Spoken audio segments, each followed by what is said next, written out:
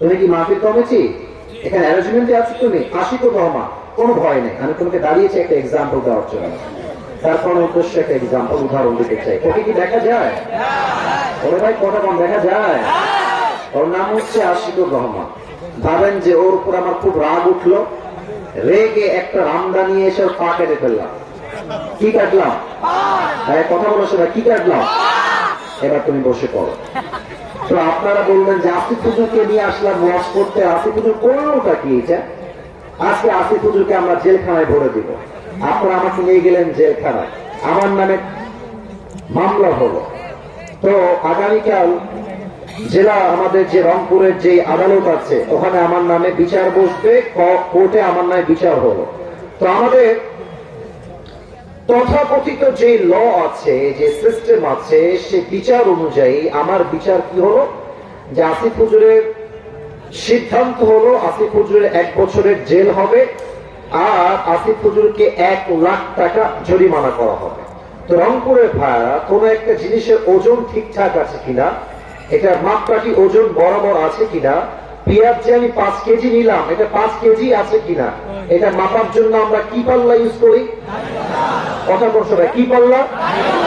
দাড়ি পাল্লা। তো আমার যে বিচার করলেন 1 বছরের জেল আর 1 লাখ টাকা জরিমানা, এটা কি ঠিক আছে কিনা বোঝার জন্য একটা দাড়ি পাল্লা না।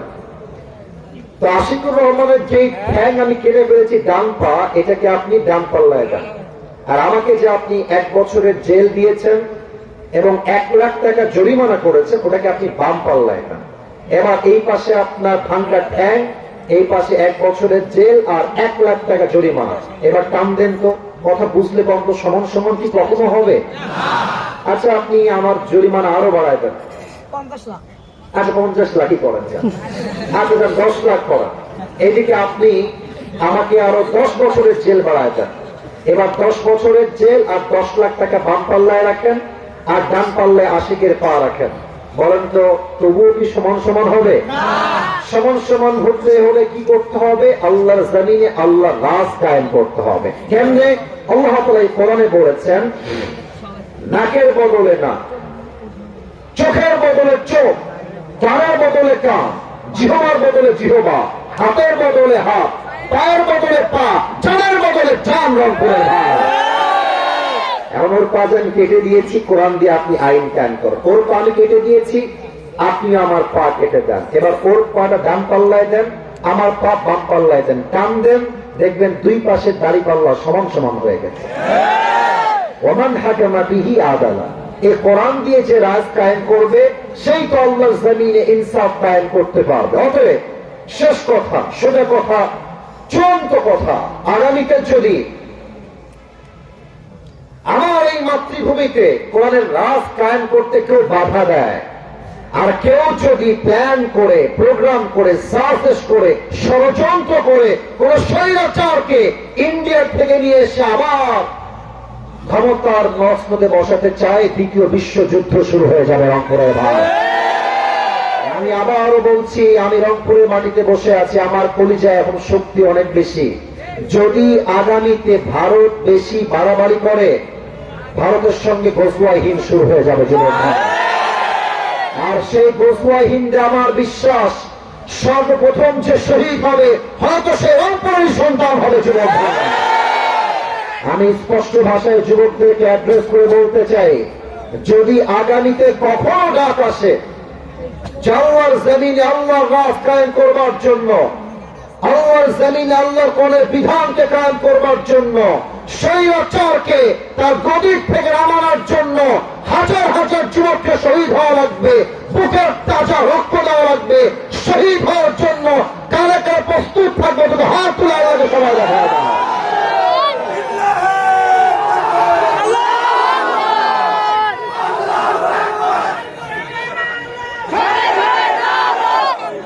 মাশাআল্লাহ, আমার সঙ্গে একটা গীত আপনাদের বউ আছে কার কার? একটু হাত তুলেন তো। বউ আছে?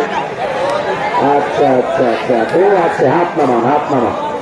এবার বউ নাই, সিঙ্গেল কার কার? তারা হাত তোলা। আপনারা দেখেন, এই যে আপনারা দেখেন, আপনাদের বউ নাই? এই আমি বিশ্বাস করি না। মিথ্যা না সত্যি বাবা? আহারে বাবারা বোঝে না রে, যুবকদের বিয়ে বয়স হয়ে গেছে রে। আমি আমার আব্বাদেরকে প্রায় বলি যে আব্বা যান, আমি আগেও বলেছি এই কথাটা যে আব্বা যান, যুবকদের শীত দূর হবে কম্বল দিয়ে নয়, ল্যাব দিয়ে নয়, একমাত্র বউ দিয়ে যুবকদের শীত দূর হবে। আল্লাহ আব্বা জানদের কথাগুলো বোঝার তৌফিক দান করে করেন সবাই আমিন। এই সাউন্ডটা বাড়াও ভাই, সাউন্ড কমে গেছে মনে হয়, আর একটু বাড়ায় দাও। আমি দেখেছি বাবারা বুঝতে চাইলে অনেক সময় মেয়েরা বোঝে না যুবক ভাইরা।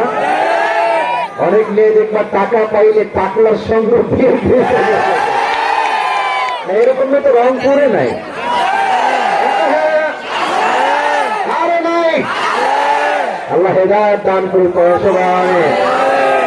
আমি রংপুরে দেখেছি বাবারে বাবা, অনেক মেয়ে মানে রাস্তা দিয়ে হাঁটতেছে আপনাদের পার্কে, ওই যে আপনাদের রংপুরের মেইন শহরে, ওই বাবারে হাতে মোজা পায়েও মোজা, इन्हें निकाह देखो, अमन अभी यार ये तो अभी कभी जन्नत से भाग के दुनिया में आई है, ये तो कन्फर्म जन्नती है यार माशाअल्लाह।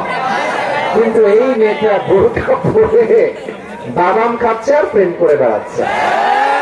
तो যখনই আমি এই দৃশ্য দেখি मेरे जहन में सिर्फ एक बात आती है मेरे दोस्त, কথাটা হচ্ছে এরকম, উপরে ফিটফাট ভেতরে পুরো ধারি।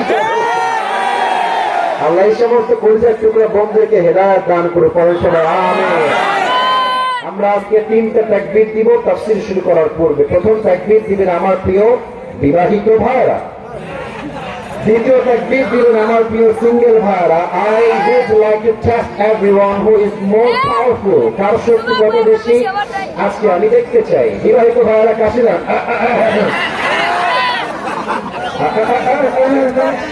আমি নেই তাকবীর দিব, বিবাহিতরা দিবেন, সিঙ্গেলরা চুপ থাকবে। বিবাহিত ভাইরা লিল্লাহি তাকবীর। বাবা রে বাবা, সাউন্ড ভালো আছে। সিঙ্গেলরা দিবা, বিবাহিত ভাইরা চুপ থাকবেন। লিল্লাহি তাকবীর। বিবাহিত ভাইরা আমাকে মাফ করে দিবেন, আজকে আমার সিঙ্গেল ভাইরাই পাস করেছে। এবার আমরা সবাই মিলে এমন জোরে তাকবীর দিব যে আমি সহ আমরা সবাই তাকবীরের খেলায় স্টেজ ভেঙে নিচে পড়ে যাব, ঠিক আছে? সবাই একটা কাশি দেন শেষবারের মতো, হাত তুলে দিবেন। আর কোন ফানি মোমেন্ট চাই না। I would like to be serious, please সবাই আমার সঙ্গে টেক ইট সিরিয়াসলি। আমরা বাঘের বাচ্চা, সিংহের বাচ্চা, আমরা বীর পুরুষের বাচ্চা বা মুসলমানের সন্তান। লিল্লাহি তাকবীর। আল কোরআনের আলো, আল হাদিসের আলো, কোরআন হাদিস যেখানে, আলেম ওলামা যেখানে, রংপুরের কাউনিয়াবাসী যেখানে। নাম কি ভুল হয়েছে নাকি? আল্লাহ সবাইকে কবুল করুন, সবাই পড়া আমিন। তাফসীরে যাচ্ছি আমি।